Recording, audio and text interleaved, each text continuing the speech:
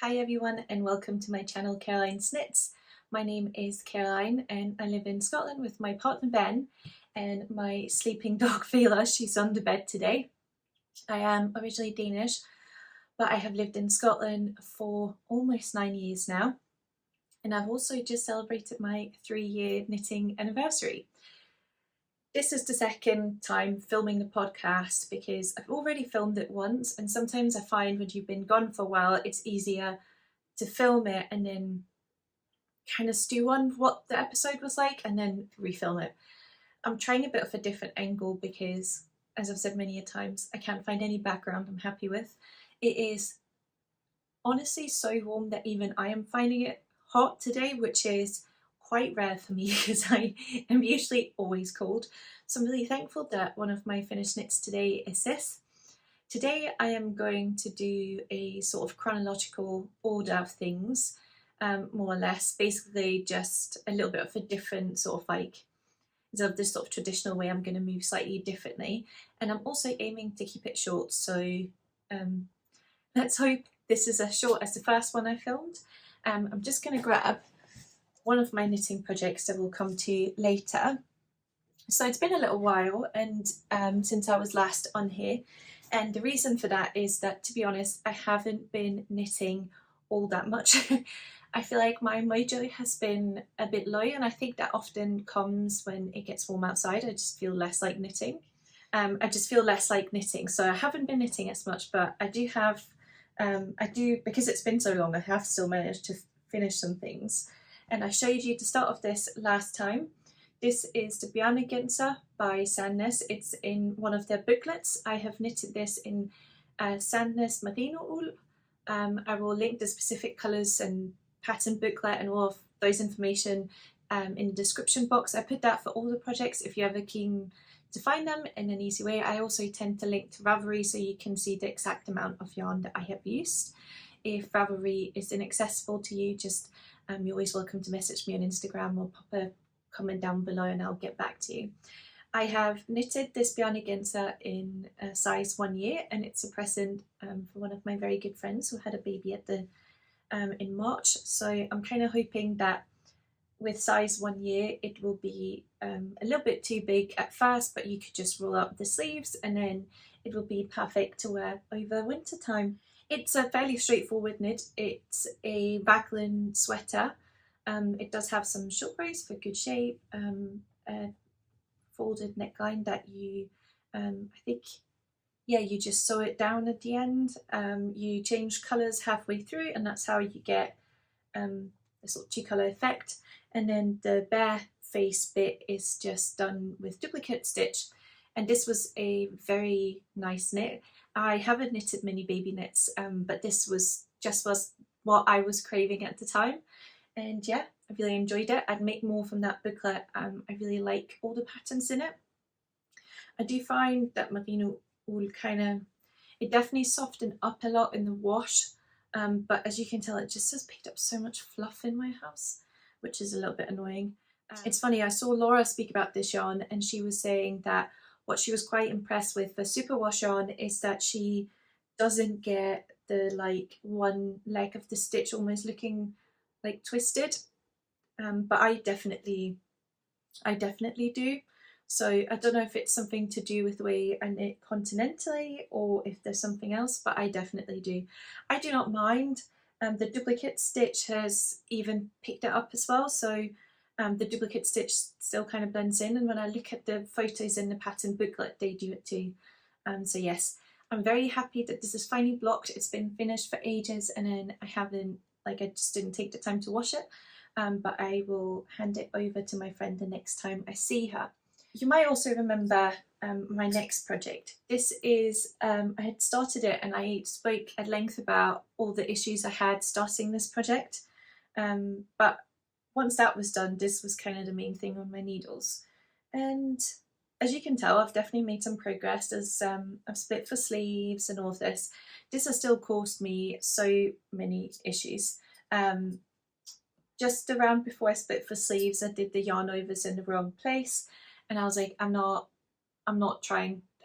even gonna try to fix that in lace. I'm just gonna live with it because I don't think anyone else will notice. And while I like it, since I've last been here, I think one reason my knitting mojo has been lower is that work has just been so busy. And if I'm perfectly honest, when it's like, you know, finally time to just spend an hour or two on the sofa watching an episode of something before going to bed, I'm not always in the mood for like a big all over lace cardigan.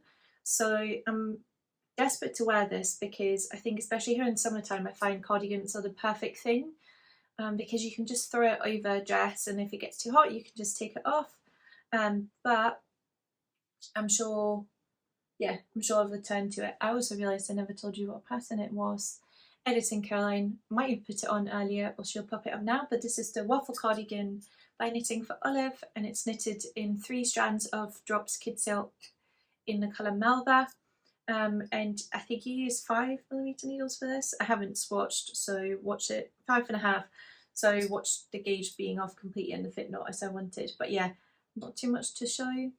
I finally figured out what I was doing wrong with the button bands. Like, you have to do something with the first 2 stitches to sort of create the edging, and I finally figured out what I was doing, so at least that has been easier. But yeah, so far this probably isn't a project that I would consider a beginner's project, but yeah, excited for it to be done. And I feel like that's enough to say about this, because for the next many podcast episodes, I'm sure I will just be like, I have added 5 centimeters, or I have added a little bit of this. But yeah, I don't envision myself getting a massive drive to finish it anytime soon. So that might be in hiatus, or not hiatus, but just, you know, one of those like back burner projects that you kind of return to every once in a while. It also fluffs so much, so now I have some lovely mohair on my lips.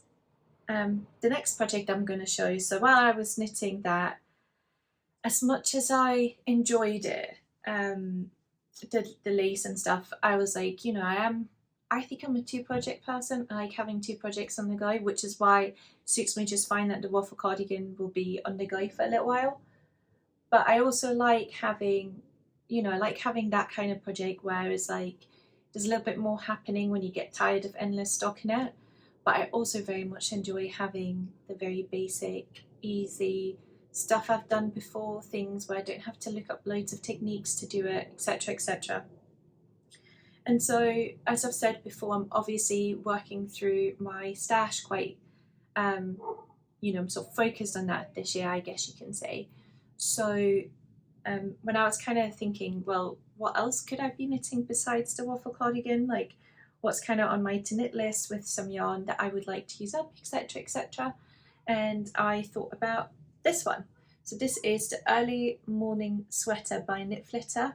She kindly sent me the pattern when it was first released, and then when I helped with the translation of one of her other patterns, or maybe it was this one, no, it wasn't this one, I don't know what pattern it was. I helped with some translations. Here's what I found. Oh, Siri, you gave me a fright. And then she kindly sent me the mohair to hold for sweater. So the mohair is from Hjertegarn. Now I'll link again, all the information is down below for the specific colours. But then I just needed the main strand, and I bought hand dyed, because hers was knitted in, I think it was baby merino silk from Drops, which I think they've now discontinued, together with hand dyed mohair. I think it might have been Swiss level, but I could be wrong. But basically hand dyed mohair, and I kind of just loved the look of the hand dyed in this, that kind of subtle hand dyed. And so I basically ended up looking for a main strand that could give a similar look, and this is what I settled on. This the main colour is Amazing Grey by Botanical Yarns, and it's in the 70% baby alpaca, 20% silk, 10% cashmere, something like that kind of blend. And this has been in my stash for about 2 years by the time I cast this on. So it's essentially like the 3rd oldest full project quantity in my stash at the time. So, and that's also why I was kind of drawn to do it, because I was like, may as well start from, you know, the oldest yarns and work my way forward. And so yeah, I cast this on. I will pop in a cutaway now, but the Early Morning Sweater is a raglan, a compound raglan, so you slightly change the frequency as you like the frequency of increases is what I'm trying to say, like the raglan increases, you change the frequency of them to have a tailored fit. Then it has like nice balloon sleeves, so first you work decreases and then you work a few increases so that it has more of a puffy look at the bottom. It has a folded neckline and it has twisted knit stitches in the ribbing. And I finished it off with Italian bind off. I knitted this according to the length in the pattern, but I should have knitted it longer. I didn't try it on and I've come to regret that. Oh, did I maybe try it on? I think I did, but I don't think I tried it on like when I started bounding off. It does work if I wear especially high-waisted trousers, and I actually have a pair of grey working trousers that just go so well with this. So that's what I have worn it with, and yeah, I really enjoy it. Glad to get the yarn off my stash. I still have some yarn left, and the plan is that I think that hand-dyed colour, I think I might make an Oslo hat because I always love the ones Lissy has shown, and you know, with Fela I will always need a hat in winter time. So yeah, once this was finished I kind of went back to the only project being left, the one project that I don't know why I'm trying to talk and fold at the same time, you guys, like I should know better. So there we go. I kind of fell into, I guess, the sort of like usual trap of like, you know, now I only had the one project I was avoiding to knit by casting on something else. And sometimes I will have like a third project started. Well, actually, yeah, a third project started, and I did have a third project. I almost forgot the chronological order here. It's what I'm wearing today. Because then once that was done, I kind of hit basically a panic phase where I didn't actually want to work on this project. But I didn't know what else I wanted to cast on, and so in that time trying to procrastinate from knitting the Waffle Cardigan, I decided to work on this. So this is Camisole number 8, I think. I will leave the exact number in the little box where I always put pattern names by my favourite things knitwear. And for full transparency, I received the yarn for test knit. It's knitted in Pascuali Saffira, I think that's the name. Again, we'll put all the information.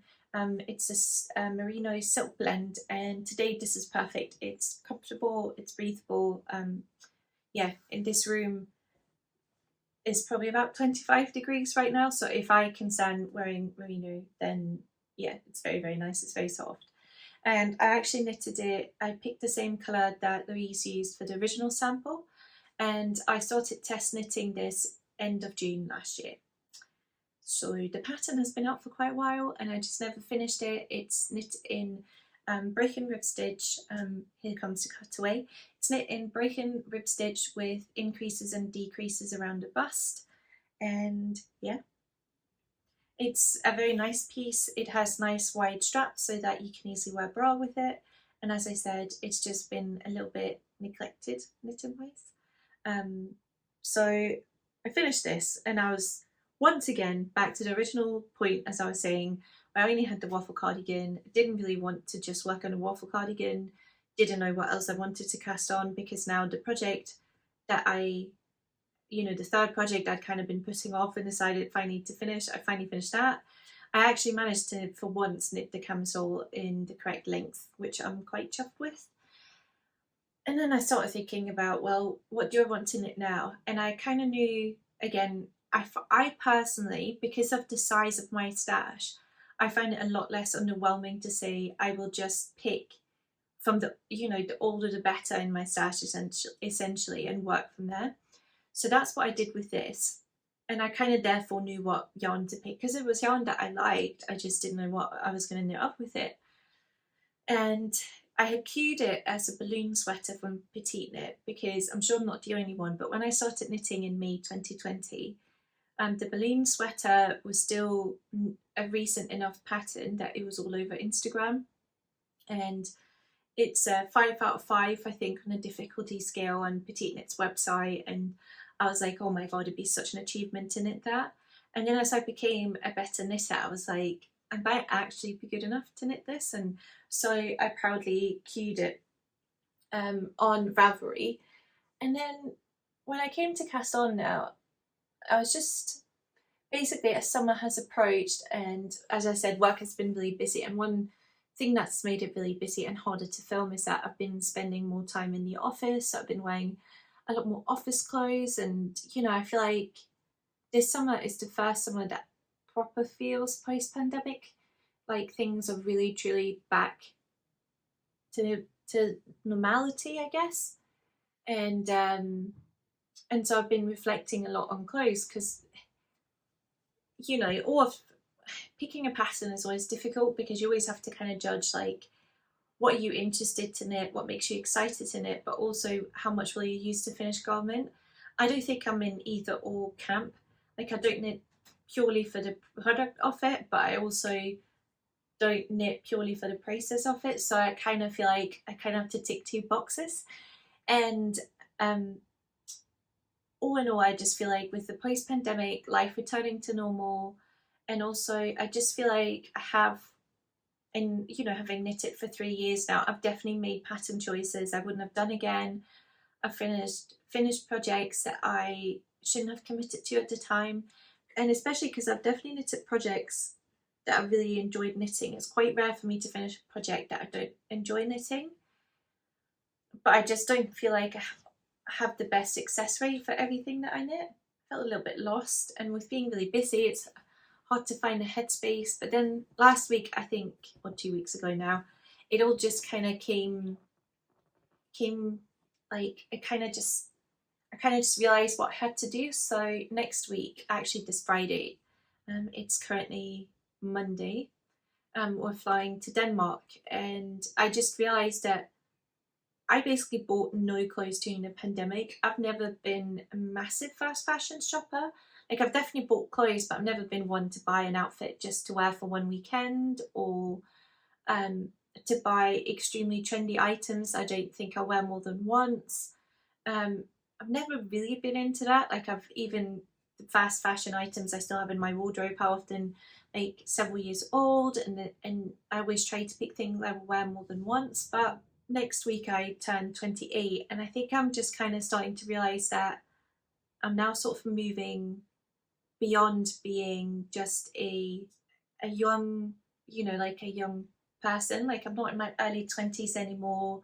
I'm not studying where, like, if I want to, I just turn up to lectures in leggings and a hoodie like I used to. You know, when I'm at my job, I need to look nice and presentable. I tend to dress professionally is probably how I would say it. It's not very formal, but you know, I do wear shirts and work trousers every once in a while and all these things. And I just feel like my wardrobe doesn't really reflect the phase of life I've moved into.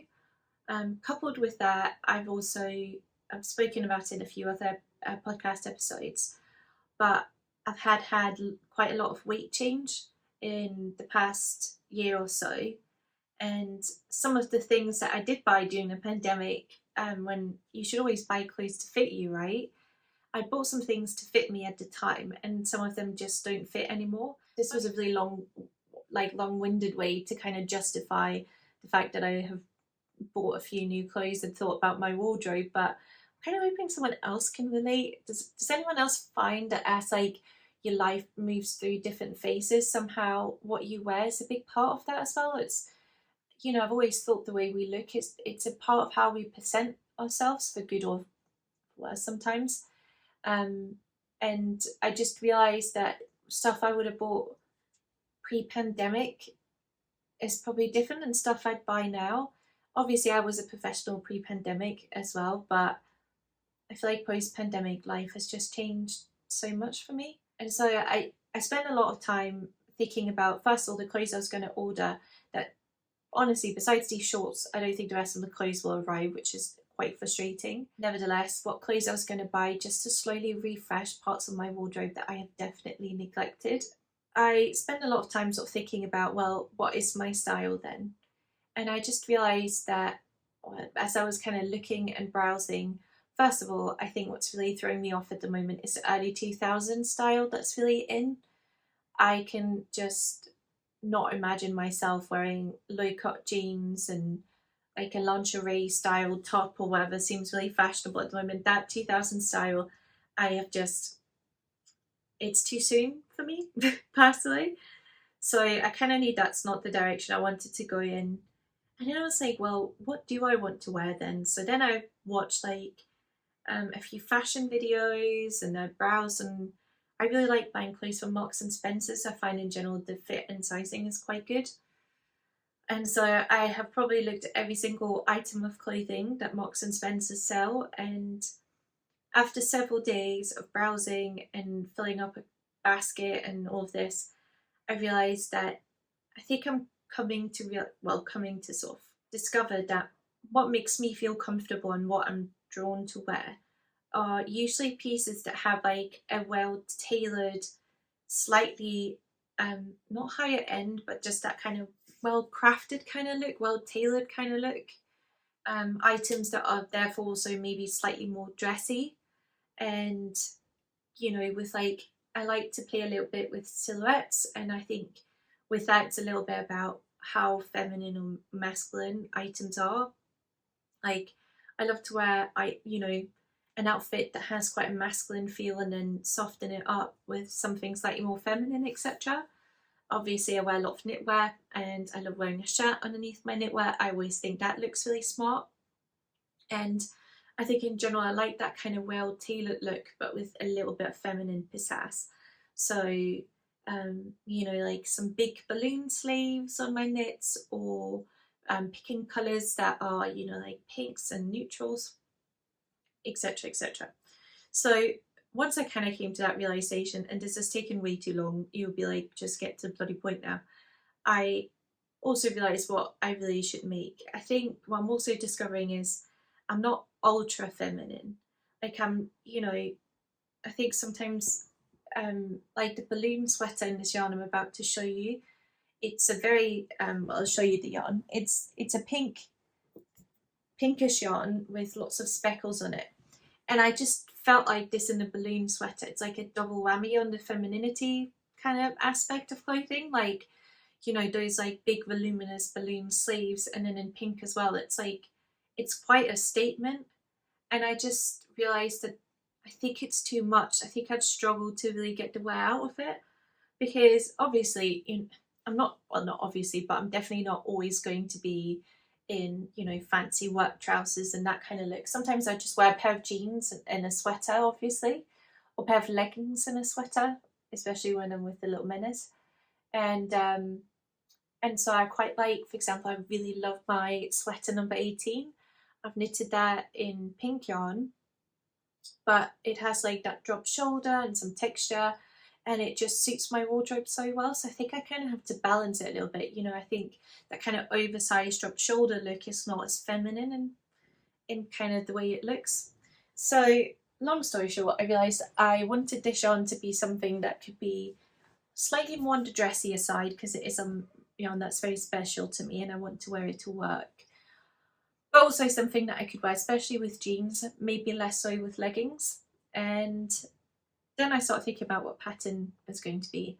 And then I remembered, again, I love colours. I think there's something quite classy and that kind of sophisticated look about having a collar on an item. And then I remembered Petite Knit has released the Elisabeth Blouse. So I've cast on the Elisabeth Blouse by Petite Knit in Madeleine Touch, Merino Light in, I think it's Leaf 4, and Kid Sita in the colour Mink. Both of these yarns are from Loop. I bought them in November 2020 when I moved to my new job, and they were kind of, basically I spent money that I got as a leaving gift, and this is what I picked. So you can see I'm still in the very early parts, so essentially you do the same like Judy's magical cast on to start the colour, same as what you do for socks, and then you put some stitches on hold. All of this is described on Ravelry, so I don't feel like I'm saying too much, but then you put some stitches on hold to do a double knit band down here the front, and then you work it flat while you do first some short rows, and then you start working raglan increases and knit flat again before you then join it all up and knit the rest of it in a round. Because basically you can actually see on the pictures, but you need the 2 double knit bands at the front to kind of do a crossover.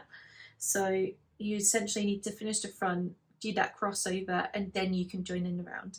So I feel like especially the first part of this has had some quite interesting techniques. I've never done anything double knit, so I'm intrigued to try that. I like the way she's done the colour, and I think again, actually the Elisabeth Blouse almost feels a little bit masculine to me, and so I think it really suits this yarn. This yarn has knitted up a little bit cooler tone and a little bit less baby pink, which I'm actually quite happy about. I can't try it on very well because I obviously am in the middle of a round, but hopefully you can see it here, sort of get a feel for what it will be like. Well, it feels very itchy just now, but yarn always feels itchy when it's really hot, doesn't it? So yes, this is my current main whip, and this weekend I think it has received, I've knitted about 5 rows because this weekend I spent Saturday and Sunday doing hooper stuff during the day with Vela and playing Diablo in the evening with Ben. We had a family, like one of our family members were in the hospital 2 weeks ago, and I think we've just needed time to recover, and I've actually really been enjoying spending quality time with Ben. But I just guess I'm saying all of this because we go to Denmark next week, where either I will get loads of knitting done or I will get no knitting done, and I just don't really know when I'll be back. Hopefully not in too long, because today has felt like the rustiest episode I have ever filmed. Even filming a second time, you guys, I already feel like I should record it again, but I'm not doing this a third time. It's just too much, so you'll just have to bear with me if it's been a while. And I just want to say thank you so much for sticking around and watching. I really appreciate it, and let me all know what you are currently working on and what your knitting mojo is like. And if you could describe your style, I would love to hear how you describe it, because I think maybe it'll help someone else to kind of think about what pieces to make. And that's all I had to say. And now I'm going to go pet the little puppy dog. Anyway, thank you so much for watching. Bye!